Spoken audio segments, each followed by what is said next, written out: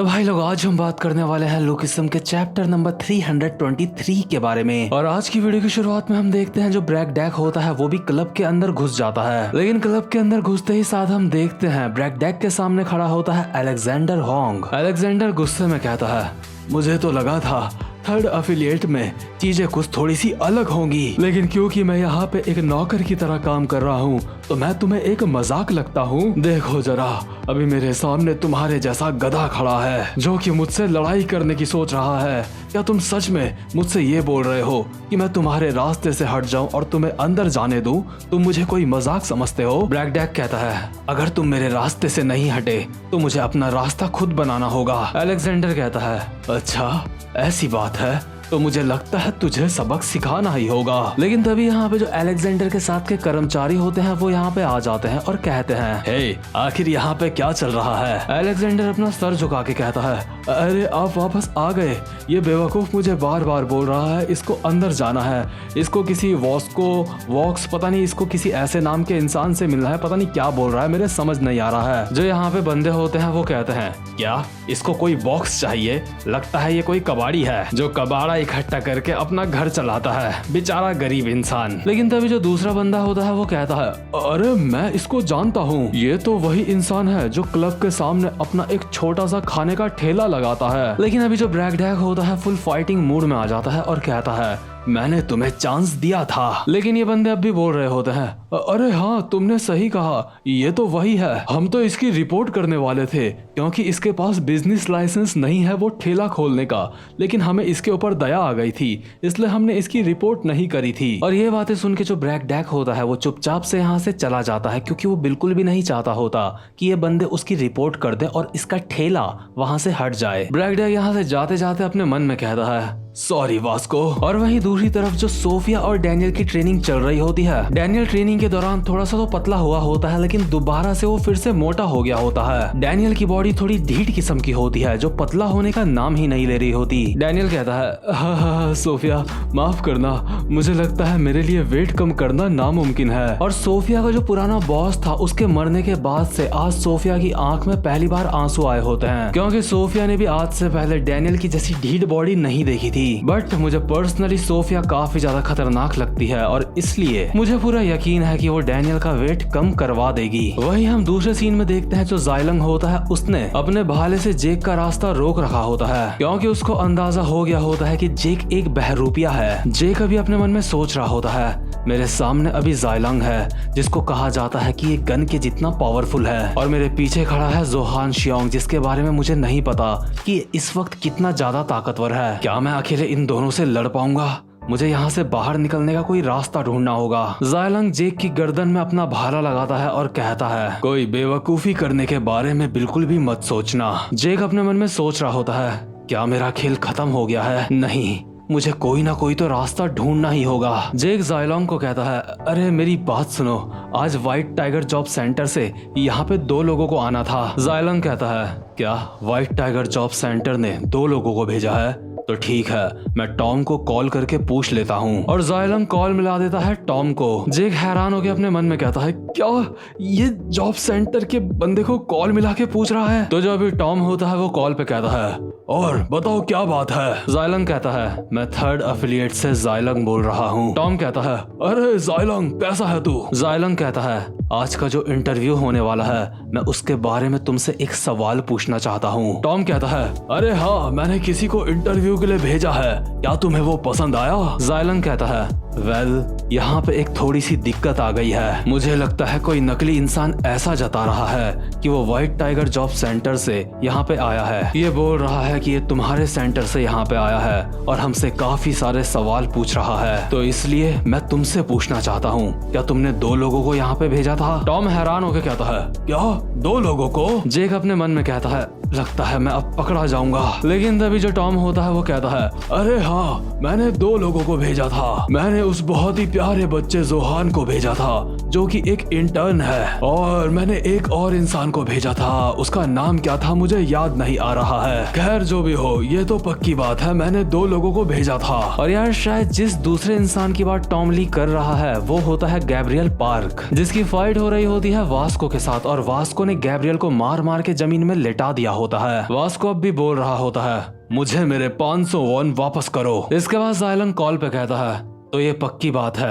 तुमने 2 लोगों को भेजा था, है ना, और तुम चाहते हो हम उन दोनों का इंटरव्यू लें? टॉम कहता है हाँ मैंने 2 लोगों को भेजा था, लेकिन इंटरव्यू सिर्फ जोहान का लेना है। जायलंग कहता है आखिर तुम कहना क्या चाहते हो? क्या तुम्हारा ये मतलब है कि तुमने 2 लोगों को भेजा था? टॉम कहता है अरे तुम्हारे लिए ये समझना इतना ज्यादा मुश्किल क्यों हो रहा है? हाँ मैंने 2 लोगों को भेजा था, तुमने बहुत देर कर दिए समझने में। और जेक अभी अपने मन में सोच रहा होता है जॉब सेंटर का जो बॉस है वो सोच रहा है मैं कोई और इंसान हूँ, लेकिन अभी भी मुसीबत टली नहीं है, अभी भी जोहान यहाँ पे है। लेकिन तभी जो वीवी होती है जोहान को कहती है तो ठीक है मैं जोहान से पूछती हूँ, हे तुम कितने साल के हो? क्या तुम किसी बॉय बैंड का हिस्सा हो? आखिर तुम इतनी ज्यादा प्यारी शक्ल के साथ एक बाउंसर क्यों बनना चाहते हो? और तुम्हारा नाम क्या है? और क्या तुम भी मुझे अपना पिछवाड़ा दिखाने वाले हो? जोहान कहता है नहीं मैं तुम्हें अपना पिछवाड़ा नहीं दिखाने वाला। क्या ये सवाल मुझसे सच में इंटरव्यू के लिए पूछे जा रहे हैं? तभी जो जायलोंग होता है वीवी को कहता है बॉस उन्होंने सच में यहाँ पे 2 लोगों को भेजा था। वीवी कहती है हाँ वो बेवकूफ टॉम। इसके बाद जोहान जेक को कहता है ओए क्या तू भी यहाँ पे व्हाइट टाइगर जॉब सेंटर से आया है? जेक कहता है हाँ तुझसे मिलके अच्छा लगा इंटर्न। जेक अपने मन में सोच रहा होता है मुझे शांत रहना होगा, मैं अब भी खतरे से बाहर नहीं आया हूँ, मुझे इस बात का ध्यान रखना होगा कि जोहान कहीं मुझे पकड़वा ना दे। जोहान कहता है आखिर तूने कब जॉब सेंटर ज्वाइन करा बे? जेक कहता है वो जैसे ही मैं जेल से बाहर आया था मैंने जॉब सेंटर ज्वाइन कर लिया था। जोहान कहता है और तू मुझे बोल रहा है कि तेरा नाम जेकब है? बदकिस्मती से तुम्हारा नाम मुझे काफी ज्यादा सुना सुना सा लगता है। जेक कहता है हाँ तो क्या हुआ, वैसे भी जॉब सेंटर में जितने भी बंदे काम करते हैं तू सबको नहीं जानता, तो इसलिए अपना ज्यादा दिमाग मत लगा। जोहान कहता है लेकिन मैंने तुझे कभी जॉब सेंटर में देखा नहीं। जेक कहता है अब तू सबको थोड़ी देख सकता वहाँ पे। जेक अपने मन में सोच रहा होता है लगता है सब कुछ काफी सही चल रहा है, अब मुझे सही मौका देख के यहाँ से निकल लेना चाहिए। लेकिन एक सेकंड, क्या मुझे सच में यहाँ से जाने की जरूरत है? क्योंकि अब इन लोगों को सच में ऐसा लग रहा है कि मैं व्हाइट टाइगर जॉब सेंटर से यहाँ पे आया हूँ। थर्ड एफिलिएट के पास जरूर इस बारे में जानकारी होगी कि शीनू कहाँ पे है, ये मेरे पास एक सुनहरा मौका है। तो ठीक है यहाँ से निकलने का प्लान मैं अभी चेंज करता हूँ। शायद वीवी को पता है कि सीनू कहाँ है, इसलिए मैं यहाँ से खाली हाथ वापस नहीं जा सकता। जेक जोहान को कहता है जोहान तुझे मैं बता दूं मैं व्हाइट टाइगर जॉब सेंटर में तेरा सीनियर हूँ। जोहान कहता है अबे चलना भाड़ में जा, क्या तू भी यहाँ पे इंटरव्यू देने के लिए आया है? जेक कहता है हाँ मैं भी यहाँ पे इंटरव्यू देने के लिए आया हूँ। जोहान जेक के पास आता है और कहता है मेरे इंटरव्यू के बीच में टांग अड़ाना बंद कर। तो खैर इसके बाद जो जेक होता है वो क्लब के बाहर एज अ बाउंसर खड़ा हो जाता है। जेक अपने मन में कहता है मेरा नया प्लान ये है कि यहाँ पे बाउंसर का काम करके मैं ये पता लगाऊंगा कि उन्होंने सीनू को कहाँ रखा है। लेकिन ये सिर्फ जेक की एक सोच होती है कि वो यहाँ पे बाउंसर का काम करके सब कुछ पता लगाएगा। अभी तक उसने बाउंसर का काम शुरू नहीं करा होता है। अब तक जेक उसी रूम में होता है जहाँ पे जायलंग भी होता है। जायलंग जेक और जोहान की बात के बीच में आता है और कहता है बस बहुत हुआ, मैंने अभी अभी हमारी बॉस से बात करी है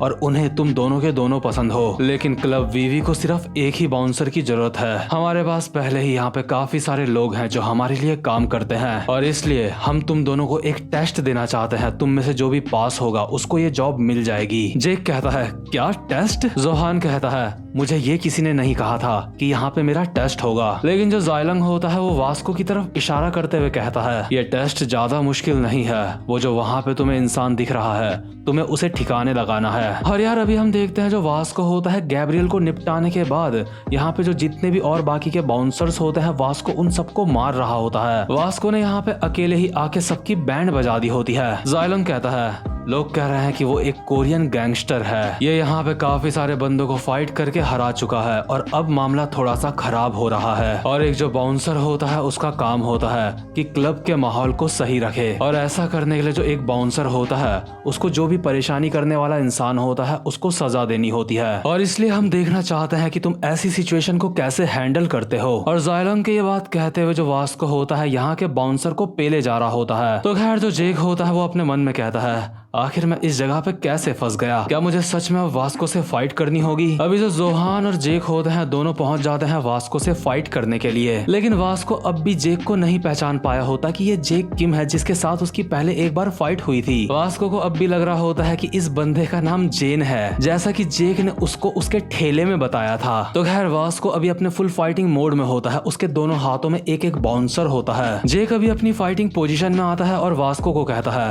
अब मैं तुम्हें कुछ अटैक्स दिखाऊंगा। और जेक अपने मन में बोल रहा होता है मुझे माफ करना वास्को, मैं तुम्हारे ऊपर पूरी ताकत से हमला नहीं करूंगा। लेकिन तभी जोहान उछल के एक लात मारता है जेक के और कहता है मैंने तुझे कहा ना मेरे इंटरव्यू के बीच में दखल मत दे। जेक अपने मन में कहता है मैं तो सीरियसली फाइट करने की नहीं सोच रहा था, लेकिन ये बंदा काफी ज्यादा सीरियस लग रहा है। अभी जो वास्को होता है वो कहता है मैं तुम दोनों से फाइट नहीं करूंगा क्योंकि जेन और जोहान बुरे इंसान नहीं है और मैं सिर्फ बुरे लोगों से फाइट करता हूँ। जोहान अपना कोट निकालते हुए कहता है अच्छा ये तेरे ऊपर निर्भर नहीं करता कि तू हमसे फाइट करेगा या फिर नहीं। मुझे लगता है अभी बिल्कुल परफेक्ट समय है। मैंने गैंगबक के एक बंदे की कुछ स्किल्स कॉपी करी थी उनको टेस्ट करने का। वो बंदा सच में फाइट करने में काफी अच्छा था, उसको अच्छे से पता है कि किक कैसे मारी जाती है। और अभी जोहान आ जाता है टाइकोंडो फाइटिंग पोजीशन में। जोहान कहता है लगता है मुझे तुम दोनों से फाइट करनी होगी। जेक अपने मन में बोल रहा होता है लगता है जितना मैंने सोचा था ये उतना आसान नहीं होने वाला। तो खैर अब तक जेक को सीनू के बारे में कुछ भी पता नहीं चला है और वास्को को उसके 500 वॉन भी वापस नहीं मिले हैं और इन तीनों बंदों की फाइट बस स्टार्ट होने ही वाली है। और इसी के साथ ये वाला चैप्टर यहीं पे खत्म होता है। उम्मीद करता हूँ कि आपको आज की वीडियो भी अच्छी लगी हो। तो अगर आप चैनल पे पहली बार आए हो तो चैनल को सब्सक्राइब और वीडियो को लाइक जरूर से कर देना। अब मैं मिलूंगा आपसे अपनी नेक्स्ट वीडियो में, तब तक के लिए गुड बाय।